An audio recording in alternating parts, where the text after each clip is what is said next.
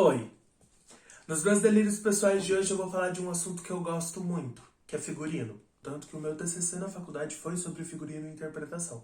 Então são duas coisas que eu gosto muito. Então hoje eu vou citar pra vocês 10 filmes que eu gosto muito do trabalho do figurino. O figurino não é só pra deixar a cena bonita, como muita gente pensa. Na verdade, o figurino tem como responsabilidade mostrar muita coisa, tanto na contextualização histórica, quanto na visão do autor, do diretor, e também na questão de traços da personalidade da personagem. Vale ressaltar, para o vídeo não ficar muito longo, eu só vou citar os trabalhos, e se vocês quiserem algum vídeo específico sobre alguma dessas produções, já comenta aqui embaixo e me pede que eu volto falando sobre essas produções e falando sobre o papel do figurino nelas. O primeiro filme que a gente vai falar, na verdade, são dois. Um filme de 1991 e o outro de 1993, com produção da Paramount. Eu tô falando dos filmes da família Addams, com direção do Barry Sonnenfeld, e foi uma adaptação da obra do Charles Addams. Os responsáveis pelos figurinos das produções foram a Ruth Meyers e o Theone V. Albridge. A Ruth no primeiro filme e o Theone no segundo filme. Vale ressaltar que a ideia do autor, o Charles Addams, é mostrar uma visão caricata do culto à morte vindo pela religião católica. O filme traz figurinos muito escuros, que mostram muito da personalidade, tanto da Mortícia quanto da Wednesday. É muito interessante você analisar os traços das personalidades dessas duas personagens com relação aos figurinos delas. O próximo filme que eu vou citar é um filme de 2005 com a produção da Amblin e da Spyglass Entertainment. Eu tô falando do filme Memórias de uma Geisha. Com a direção do Rob Marshall, ele é uma adaptação da obra do Arthur Golden. E responsáveis pelos figurinos dessa produção, a gente tem a Colleen Atwood. Vale ressaltar que ela ganhou o Oscar e o BAFTA com o melhor figurino nessa produção. Diferente da família Addams, esse filme traz uma visão de contextualização cultural. O filme conta a história de uma menina que está estudando para se tornar geisha, a Chiyo. E você consegue, com o decorrer da história, entendendo como é esse processo para que a Chiyo se torne a Sayuri, a geisha. O figurino mostra uma contextualização cultural e uma contextualização histórica bem interessante. E a escolha de cores mostra um pouco da personalidade de cada uma das personagens. E eu deixo aqui ressaltado que tem uma parte do filme que mostra toda a transformação da Chiyo em Sayuri. E essa parte é sensacional. A preparação do cabelo, a preparação da maquiagem, o uso do figurino, o trabalho da Atwood nesse filme foi incrível. Já no próximo filme, a função do figurino é muito mais a contextualização histórica. Eu tô falando do filme de 2006, Maria Antonieta. O filme tem direção da Sofia Coppola, é inspirado na obra Marie Antoinette, The Journey, da Antonia Fraser. A responsável pelo figurino dessa produção é Milena Canonero, e ela também ganhou o Oscar com essa produção em 2006. Como eu já disse, Maria Antonieta, o figurino vem muito mais para trazer a contextualização histórica de tudo isso e todo o luxo que a corte francesa vivia nesta época. E quando o assunto é designer, locação, é um dos meus filmes favoritos porque a Sofia Coppola é muito detalhista nesse assunto. O próximo filme também são dois filmes. Na verdade, ele surgiu a partir de uma série e depois foram dois filmes e atualmente está na produção do terceiro. Os filmes de 2008 e 2010 produzidos pela HBO, eu tô falando de Sex and the City, com direção do Michael Patrick King, que também foi diretor e roteirista da série, e os figurinos são de responsabilidade da Patricia Field, que também era a figurinista durante a série. Ambos são convidados a voltar para a produção, tanto do primeiro quanto do segundo filme. Nesse filme, o figurino é muito importante para a gente ver as visões das personagens protagonistas e como que cada detalhe dentro de cada um dos figurinos dessas 4 personagens mostra um pouquinho da personalidade de cada uma delas. O próximo filme que eu vou citar é uma produção de 2010 da Disney e eu tô falando de Alice no País das Maravilhas, com direção do Tim Burton, que foi inspirado na obra de Lewis Carroll. A gente já falou do nome responsável pelo figurino aqui, Colleen Atwood. Ela volta a trabalhar e volta a ganhar o Oscar e o BAFTA com seu trabalho em figurino. Diferente em Memórias de uma Geisha, onde ela trabalha essa contextualização cultural e histórica, aqui ela traz uma ideia totalmente nova. Sim, no início você tem uma contextualização histórica no filme, porém, na segunda parte do filme você tem toda uma construção de um mundo fantasioso. E a Atwood é muito boa em fazer isso também. E vale ressaltar que aquele trabalho de cor que eu falei lá em Memórias de uma Geisha, que ela tem esse detalhe de mostrar partes da personalidade das personagens com as cores utilizadas nos figurinos, volta a aparecer em Alice no País das Maravilhas, principalmente na divergência de personalidades entre a personagem da Rainha de Copas e da Rainha Branca. O próximo filme que eu vou falar é um filme de 2012 da Relativity Media, Espelho, Espelho Meu. Com direção do Tarsem Singh, esse filme é uma adaptação da obra Branca de Neve dos Irmãos Grimm. A responsável pelos figurinos da produção é a Eiko Ishioka. Vale analisar como ela mostra uma ideia bem fantasiosa dos figurinos. Tudo tem um exagero muito grande e um luxo muito grande também. Durante o filme você vê contando a história de o quão o reino onde a Branca de Neve vive está em decadência, principalmente passando fome e tendo que lidar muitos impostos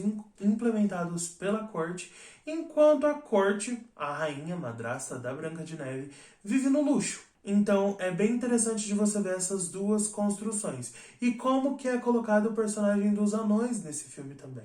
O próximo filme que eu vou falar é uma franquia de 4 filmes, que foram feitos entre 2012 e 2015, com a produção da Lionsgate. Eu tô falando da série de filmes Jogos Vorazes. Com direção do Gary Ross e do Francis Lawrence, os filmes foram adaptados da obra da Susan Collins. E durante os 4 filmes a gente teve 4 nomes por trás dos figurinos. A Diana Makovsky, responsável pelo figurino do primeiro filme.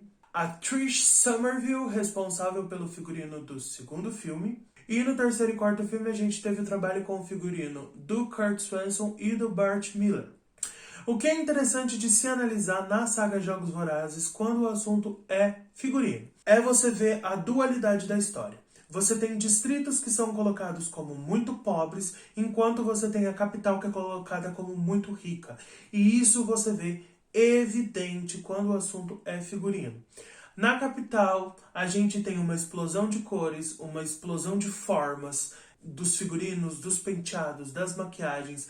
Já nos distritos você vê algo muito mais sutil.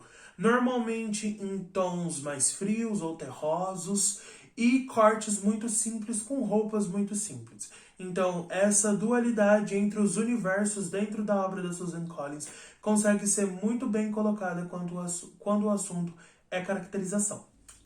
O próximo filme que eu vou falar é um live action de 2015 da Disney e eu tô falando do filme Cinderela. O filme tem direção do Kenneth Branagh e ele é inspirado na obra Cinderela do Charles Perrault. A responsável pelos figurinos dessa produção é a Sandy Powell. Vale ressaltar, o filme foi indicado ao Oscar por figurino, porém quem ganhou o Oscar foi o Mad Max Estrada da Fúria. É válido, gente. A ambientalização de Mad Max é muito boa. Por conta da forma como o figurino é colocado. Aquele trabalho de remeter a cores a partir da personalidade dos personagens voltam pra cá também. Principalmente quando você analisa a personalidade tanto da Cinderela quanto das irmãs e da madrasta. Você consegue ver a diferença de tons de cores e o quão esses tons ajudam a entender um pouco melhor como cada personalidade funciona. Vale ressaltar que o trabalho é muito bem feito. E os figurinos, tanto da Cinderela quanto da Fada Madrinha, tiveram uma quantia de tecido gigantesca. No vestido da Cinderela, se eu não estou enganado, foram usados mais de 150 metros de tecido, enquanto no figurino da Fada Madrinha foram usados mais de 100 metros de tecido. E no figurino da Fada Madrinha também teve todo um trabalho luminotécnico para aquilo funcionar com LED. Então, é bem interessante de se ver a construção dos figurinos dessa produção. O próximo filme que a gente vai falar é o ganhador do Oscar de 2019. Com produção da Marvel Studios, eu tô falando da obra Pantera Negra. O filme teve a direção do Ryan Coogler e ele é adaptado da obra do Stan Lee e Jack Kirby. A responsável pelo figurino foi a Ruth Carter e ela ganhou o Oscar com esse figurino, porque ele consegue trazer um tradicionalismo africano, estampas africanas e uma tecnologia muito avançada. Então foi criada uma espécie de figurino futurista tradicional africano e é muito bem colocado. Todas as estampas, todos os costumes, todos os cortes em que os figurinos são usados e como cada figurino é muito diferente para cada personagem. Então, o trabalho ali foi muito, muito bem feito e vale muito a pena se acompanhar e o Oscar foi merecidíssimo. E por último, para fechar a nossa lista, a gente vai falar de outro live action da Disney, agora um de 2019. Eu tô falando da produção de Aladdin. Com direção do Guy Ritchie, o filme é uma adaptação da obra Aladdin e a Lâmpada Mágica, da Hannah Diaby. E o responsável pelos figurinos dessa obra foi o Michael Wilkinson. O filme trouxe uma diferença muito grande lá do desenho para o live action. Por quê? Porque ele trouxe muito mais luxo. A verdade é essa. É o que precisava. Os personagens dos monarcas, tanto do sultão quanto da Jasmine, eram personagens que eram muito simples, ao meu ver, lá no desenho.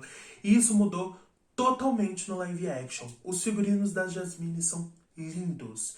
E isso é muito, muito bom de ser visto. Além de que a personalidade do gênio é muito bem colocada. Por exemplo, o gênio não é azul 100% do filme. Porém, o azul está sempre presente nas cenas dele, principalmente no figurino. E isso tem uma ideia bem legal, principalmente com a personalidade do gênio. O vilão não ficou de fora, o sultão não ficou de fora. As adaptações dos figurinos deles foram muito bem colocadas também. Eu citei aqui 10 filmes que eu gosto muito dos figurinos. Se você gostou desse vídeo, eu peço um like pra vocês, porque assim serve como um termômetro para eu saber se vocês estão gostando dos meus vídeos ou não. E também eu peço para que vocês comentem quais desses filmes você também gosta de figurinos.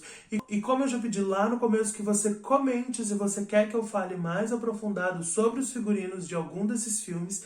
E também comenta aqui se tem algum filme que vocês gostam muito do figurino e quer falar. Eu peço que vocês compartilhem esse vídeo com seus amigos para me ajudar a crescer o canal.